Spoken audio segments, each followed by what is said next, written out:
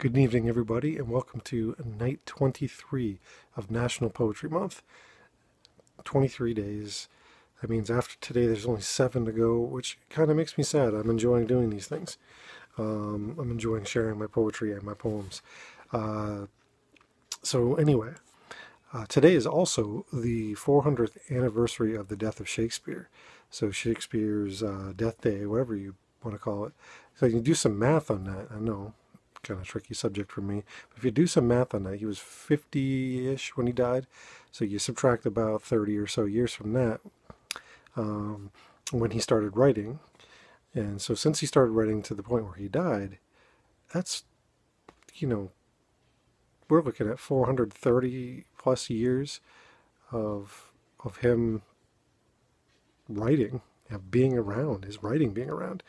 I don't know about you, but I think that kind of defines longevity better than most writers. Um, so anyway, onward I go, off into this thing. I got 2 poems for you. One is a poem by a guy named John S. Hall, who also happens to be the lead voice of a band called King Missile. I'm not even entirely sure if they're still around anymore, but they're a fun band to listen to. If you could find their albums, it's good stuff to find. It's very entertaining. And then I'm going to launch into something that I wrote in a very different poems, and I did this just because I wanted to kind of soften it before I get into mine, because it's mental health status part 3 tonight, and they're no light things. So I wanted to kind of start out light, because I know I'm not going to end up there. So anyway, side note too, but the Shakespeare thing, I'm probably going to film a whole different video just for Shakespeare, just for this idea.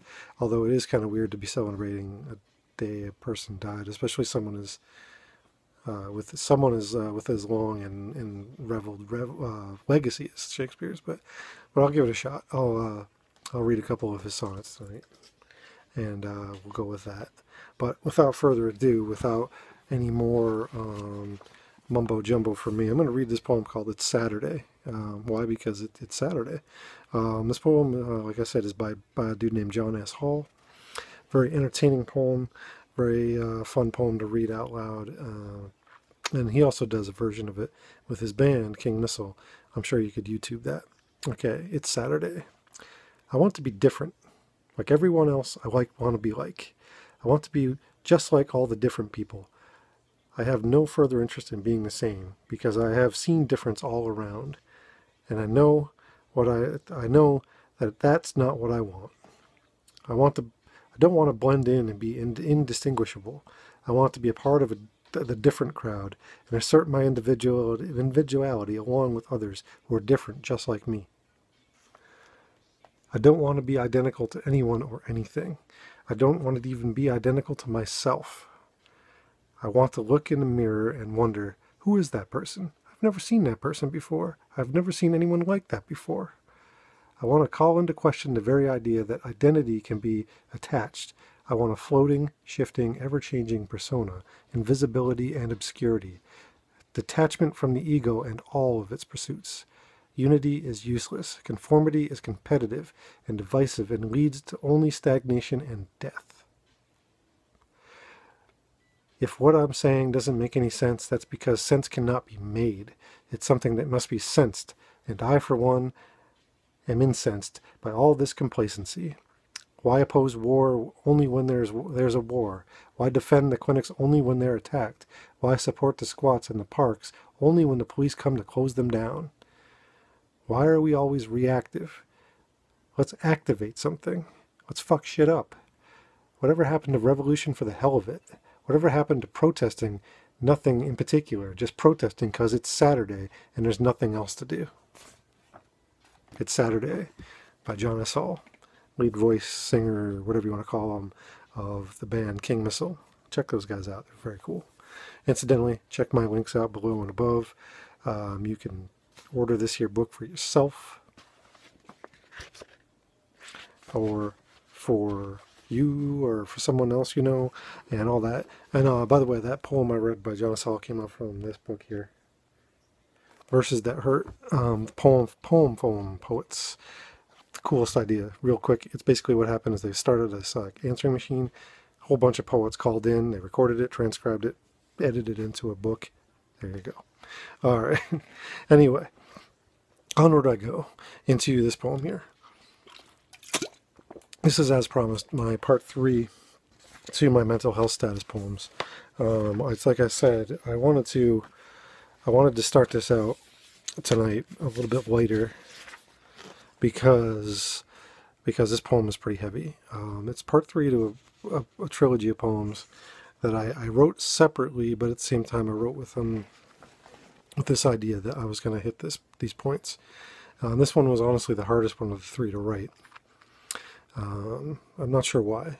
In some ways I do, in most ways I don't know why. But this is the longest of the 3, the heaviest of the 3, I think. And this kind of, it's a bookend because I deal with both ideas here. And this one, okay, I'm just going to stop the rambling on about it. Okay, and I'm going to read it to you. Mental health status, part 3, identity. Me versus Matt. I'm everything everyone says I am. Kind, good, funny, giving, laid back, calm, closed off, walled, emotionally unavailable, an asshole. At one point I was trying to figure this all out, trying to find out which parts of that list are true. And the fact is, I'm all of those things, and then some. Trouble is people so often see what they want. They see this goofy and friendly guy, this guy that's always laid back. So laid back he isn't going with the flow at all. So laid back he is the flow. But wait a minute. I'm having a bad day, actually. Some shit has been piling up on me, and oh, sorry, never mind.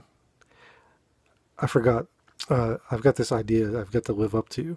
But I've got this situation. I'm in this fight here. It's me against Matt. I guess you could say it's a fight for my life. A fight that needed to happen ages ago. And I swear I heard that first round bell.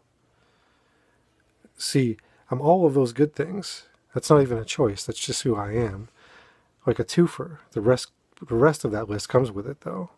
I can be down. I can be hurt. I can. Surprised? Aren't you?